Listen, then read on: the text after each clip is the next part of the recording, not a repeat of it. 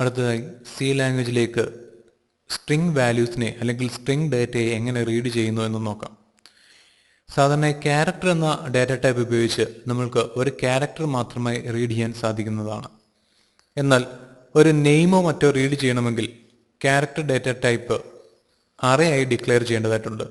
Array എന്ന ഒന്നിൽ കൂടുതൽ വാല്യൂ റീഡ് ചെയ്യാൻ വേണ്ടി നമ്മൾ ഉപയോഗിക്കുന്ന ടൈപ്പാണല്ലോ അറേ. ഇവിടെ ഒന്നിൽ കൂടുതൽ ആൽഫബറ്റുള്ള ഒരു നെയിമാണ് റീഡ് ചെയ്യേണ്ടതെങ്കിൽ അവിടെ ക്യാരക്ടർ വേരിയബിളിനെ അറേ ആയിട്ട് ഡിക്ലെയർ ചെയ്യേണ്ടതായിട്ടുണ്ട്. അതിൻ്റെ സിൻഡെക്സ് ഇതേ രീതിയിലാണ്: ക്യാരക്ടർ വേരിയബിൾ നെയിം സ്ക്വയർ ബ്രാക്കറ്റിനുള്ളിൽ അറേ സൈസ്. ഇവിടെ ക്യാരക്ടർ നെയിം ഓഫ് 20 എന്ന് ഞാൻ നൽകിയിരിക്കുകയാണ്. അതായത് നെയിം എന്ന ഈ മെമ്മറി വേരിയബിളിലേക്ക് മാക്സിമം 20 ക്യാരക്ടർ ഉള്ള ഒരു നെയിം സ്റ്റോർ ചെയ്യാൻ സാധിക്കുന്നതാണ്.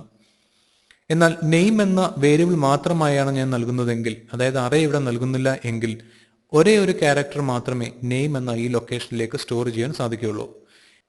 ഇങ്ങനെ നെയിം സ്റ്റോർ ചെയ്യാനോ അല്ലെങ്കിൽ മറ്റേതെങ്കിലും മെസ്സേജ് സ്റ്റോർ ചെയ്യുവാനോ മാക്സിമം നമ്മൾക്ക് എത്ര ആൽഫബറ്റാണോ ആ നെയിമിൽ വരുന്നത് അതിൻ്റെ സൈസ് അനുസരിച്ച് അതിനെ ക്യാരക്ടർ അറേ ആയി ഡിക്ലെയർ ചെയ്യേണ്ടതായിട്ടുണ്ട്. ഇനി എങ്ങനെയാണ് ഒരു ക്യാരക്ടർ അറേയെ ഇനിഷ്യലൈസ് ചെയ്യുന്നത് എന്ന് നോക്കാം. ഉദാഹരണമായി ഇവിടെ ക്യാരക്ടർ സിറ്റി എന്ന വേരിയബിൾ ഞാൻ ഡിക്ലെയർ ചെയ്യുകയാണ്. ഇതിൻ്റെ സൈസ് ഞാൻ 9 എന്ന് നൽകുന്നു. ഇതിനുള്ളിൽ ന്യൂയോർക്ക് എന്ന സ്ട്രിംഗ് വേരിയബിളിനെ ഞാൻ ഇനിഷ്യലൈസ് ചെയ്തിരിക്കുകയാണ്.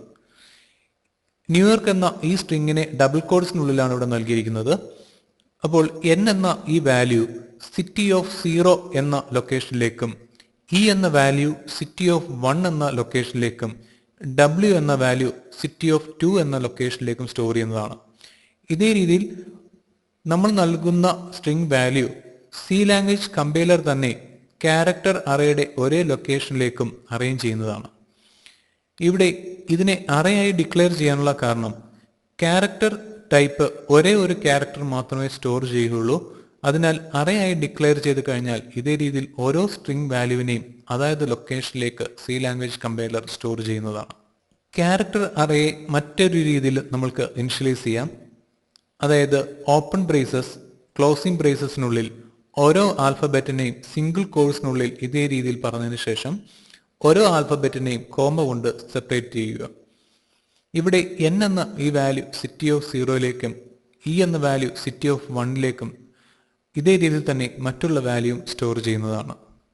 ഒരു സ്ട്രിങ്ങിനെ നമ്മളിപ്പോൾ ഒരു വേരിയബിളിലേക്ക് അസൈൻ ചെയ്യുന്ന രീതിയാണ് ഇവിടെ നമ്മൾ കണ്ടത്, അല്ലെങ്കിൽ സ്ട്രിങ്ങിനെ ഇനിഷ്യലൈസ് ചെയ്യുന്ന രീതിയാണ് നമ്മളിവിടെ കണ്ടത്. ഇനി എങ്ങനെയാണ് സ്ട്രിങ്ങിനെ കീബോർഡിൽ നിന്നും അല്ലെങ്കിൽ പ്രോഗ്രാം എക്സിക്യൂട്ട് ചെയ്യുമ്പോൾ കീബോർഡിൽ നിന്നും റീഡ് ചെയ്യുന്നതെന്ന് നോക്കാം. ഇവിടെ അഡ്രസ് എന്ന ഒരു സ്ട്രിംഗ് വേരിയബിൾ ഞാൻ ഡിക്ലെയർ ചെയ്യുകയാണ്. ഇതിൻ്റെ സൈസ് 10 എന്ന് നൽകുന്നു.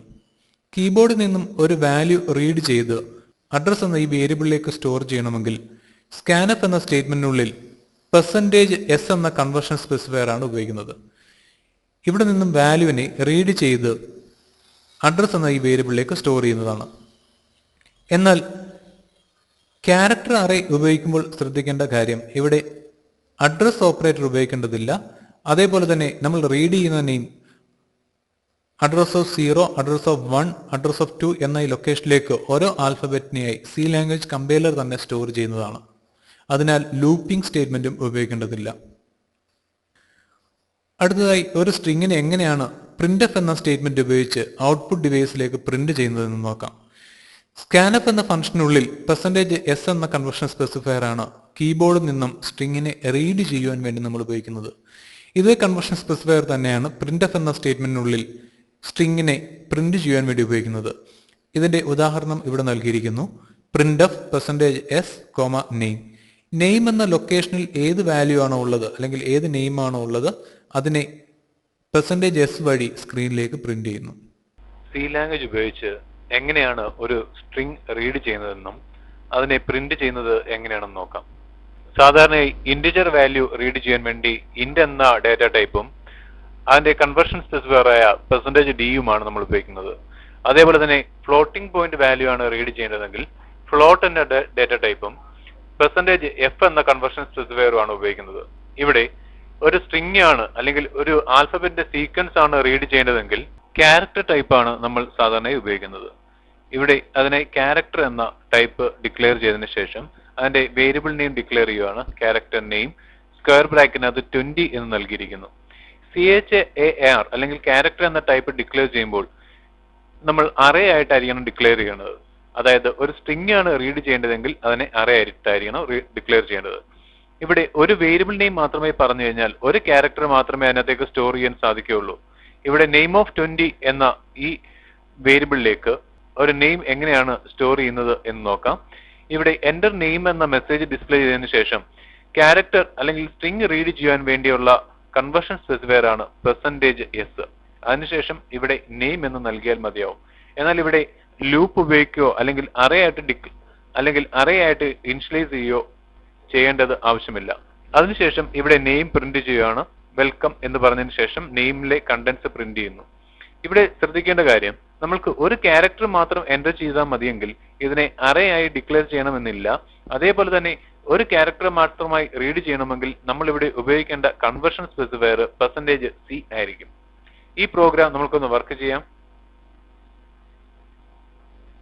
ഇത് ഇവിടെ എന്റർ യുവർ നെയിം എന്ന മെസ്സേജ് ഡിസ്പ്ലേ ചെയ്തിരിക്കുകയാണ്. ഞാനിവിടെ നെയിം എൻ്റർ ചെയ്യുന്നു. അതിനുശേഷം എന്റർ കീ ഉപയോഗിക്കുമ്പോൾ ഇതാ നമ്മൾ നൽകിയ സ്ട്രിംഗ് ഇവിടെ പ്രിന്റ് ചെയ്തതായി കാണാം. ഇതേ രീതിയിൽ %s എന്ന കൺവേർഷൻ സ്പെസിഫയറും ക്യാരക്ടർ എന്ന ഡാറ്റ ടൈപ്പും ഉപയോഗിച്ച് നമ്മൾക്ക് സ്ട്രിംഗ് റീഡ് ചെയ്യാൻ സാധിക്കുന്നതാണ്. സി ലാംഗ്വേജിൽ സ്ട്രിംഗ് മാനിപ്പുലേഷനായിട്ട് നമ്മൾ ഉപയോഗിക്കുന്ന പ്രധാനപ്പെട്ട ഫംഗ്ഷനാണ് strcat. രണ്ട് സ്ട്രിങ്ങിനെ തമ്മിൽ കമ്പൈൻ ചെയ്യണമെന്നുണ്ടെങ്കിൽ കമ്പൈൻ ടു സ്ട്രിങ്സ് എന്ന ഫംഗ്ഷനായ strcat എന്ന ഫംഗ്ഷൻ ഉപയോഗിക്കാൻ സാധിക്കുന്നതാണ്. ഇതിന്റെ സിന്റാക്സ് ഇതേ രീതിയിലാണ്. strcat ബ്രാക്കറ്റിനുള്ളിൽ string 1, string 2. string 1 എന്നത് ക്യാരക്ടർ ടൈപ്പ് മെമ്മറി വേരിയബിൾ ആണ്. അതായത് നമ്മൾ നേരത്തെ കണ്ട രീതിയിൽ അറേ ആയിട്ട് ഡിക്ലെയർ ചെയ്യേണ്ടതാണ്. അതേപോലെ തന്നെ string 2ഉം ക്യാരക്ടർ അറേ വേരിയബിൾ ആണ്. ഇതിൽ സ്കാൻഫ് ഉപയോഗിച്ചോ അല്ലെങ്കിൽ അസൈൻമെന്റ് സ്റ്റേറ്റ്മെന്റ് ഉപയോഗിച്ചോ ഈ രണ്ട് സ്ട്രിംഗ് വേരിയബിളിലും വാല്യൂ സ്റ്റോർ ചെയ്ത് കഴിഞ്ഞാൽ അതിനെ കമ്പൈൻ ചെയ്യാൻ വേണ്ടി strcat എന്ന ഫംഗ്ഷൻ ഉപയോഗിക്കാൻ സാധിക്കുന്നതാണ്. സ്ട്രിംഗ് 2ലെ സ്ട്രിങ്ങും സ്ട്രിംഗ് 1ലെ സ്ട്രിങ്ങുമായി കമ്പൈൻ ചെയ്ത് സ്ട്രിംഗ് 1 എന്ന ഈ വേരിയബിളിൽ തന്നെ സ്റ്റോർ ചെയ്യുന്നതാണ്. രണ്ട് സ്ട്രിംഗ് തമ്മിൽ കമ്പയർ ചെയ്യണമെങ്കിൽ strcmp എന്ന ഫംഗ്ഷൻ ഉപയോഗിക്കുവാൻ സാധിക്കുന്നതാണ്. രണ്ട് ഇന്റിജർ വേരിയബിൾ തമ്മിൽ നമ്മൾ കമ്പയർ ചെയ്യുന്നത് റിലേഷണൽ ഓപ്പറേറ്റേഴ്സ് ഉപയോഗിച്ചാണല്ലോ. അതായത് ലെസ് ദാൻ, ഗ്രേറ്റർ ദാൻ തുടങ്ങിയ റിലേഷണൽ എക്സ്പ്രഷൻസ് ഉപയോഗിച്ചാണ്. ഇതേ രീതിയിൽ രണ്ട് സ്ട്രിങ്ങിലെ വാല്യൂ തമ്മിൽ കമ്പൈൻ ചെയ്യണമെങ്കിൽ strcmp എന്ന ഫംഗ്ഷൻ ഉപയോഗിക്കുവാൻ സാധിക്കുന്നതാണ്. ഇതിന്റെ സിന്റാക്സ് ഇതേ രീതിയിലാണ്. strcmp ബ്രാക്കറ്റിനുള്ളിൽ string 1, string 2. രണ്ട് സ്ട്രിങ്ങും ഈക്വൽ ആണെങ്കിൽ ഈ ഫംഗ്ഷൻ നമ്മൾക്ക് നൽകുന്ന വാല്യൂ 0 എന്ന വാല്യൂ ആയിരിക്കും. ആദ്യത്തെ സ്ട്രിംഗ് ഗ്രേറ്റർ ആണെങ്കിൽ, അതായത് ആൽഫബറ്റിക് ഓർഡറിൽ നോക്കുമ്പോൾ സ്ട്രിങ്ങിന്റെ ആദ്യത്തെ ആൽഫബറ്റ് ഗ്രേറ്റർ ആണെങ്കിൽ ഈ ഫംഗ്ഷൻ റിട്ടേൺ ചെയ്യുന്ന വാല്യൂ ഗ്രേറ്റർ ദാൻ 1 ആയിരിക്കും. ആൽഫബറ്റിക് ഓർഡറിൽ നോക്കുമ്പോൾ സ്ട്രിംഗ് 2ന്റെ ആദ്യത്തെ അക്ഷരമാണ് വലുതെങ്കിൽ റിട്ടേൺ ചെയ്യുന്ന വാല്യൂ ലെസ് ദാൻ 0 ആയിരിക്കും.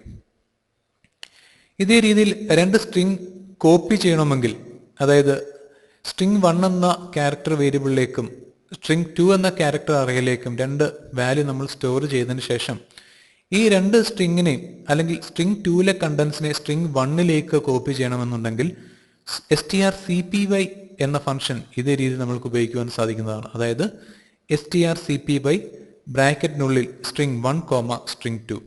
ഇവിടെ സ്ട്രിംഗ് 2ലെ കണ്ടന്റ്സിനെ സ്ട്രിംഗ് 1ലേക്ക് കോപ്പി ചെയ്യുന്നതാണ്. സാധാരണ ഇന്റിജർ വേരിയബിളോ അല്ലെങ്കിൽ മറ്റുള്ള ഡേറ്റ ടൈപ്പിലെ വാല്യൂസ് കോപ്പി ചെയ്യണമെങ്കിൽ അസൈൻമെന്റ് സ്റ്റേറ്റ്മെന്റ് നമ്മൾക്ക് ഉപയോഗിക്കാൻ സാധിക്കുന്നതാണ്. ഉദാഹരണമായി a=b എന്ന് പറഞ്ഞു കഴിഞ്ഞാൽ b എന്ന മെമ്മറിയിലെ വാല്യൂ a എന്ന മെമ്മറി വേരിയബിളിലേക്ക് സ്റ്റോർ ചെയ്യുന്നതാണ്. എന്നാൽ സ്ട്രിംഗ് നമ്മൾ സ്റ്റോർ ചെയ്യുന്നത് ക്യാരക്ടർ അറേ ആയിട്ടായതിനാൽ ഇതേ രീതിയിൽ ഈക്വൽ ടു സിമ്പിൾ ഉപയോഗിച്ച് സ്റ്റോർ ചെയ്യാൻ സാധിക്കുന്നതല്ല. strcpy എന്ന ഫംഗ്ഷൻ ഉപയോഗിക്കാൻ സാധിക്കുന്നതാണ്. ഇവിടെ string 2 എന്ന വേരിയബിളിലെ വാല്യൂ string 1 എന്ന വേരിയബിളിലേക്ക് സ്റ്റോർ ചെയ്യുന്നതാണ്. അതായത് ഇവിടെ അസൈൻമെന്റ് സ്റ്റേറ്റ്മെന്റ് ഉപയോഗിക്കുന്നതിന് ഈക്വലായി തന്നെ strcpy ഫംഗ്ഷൻ വർക്ക് ചെയ്യുന്നതാണ്. ഇതേ രീതിയിൽ സ്ട്രിംഗ് ഫംഗ്ഷൻസ് സി ലാംഗ്വേജിൽ ഉപയോഗിക്കുമ്പോൾ ഒരു ഹെഡർ ഫയലും കൂടി ആഡ് ചെയ്യേണ്ടതായിട്ടുണ്ട്. അതായത് include string.h.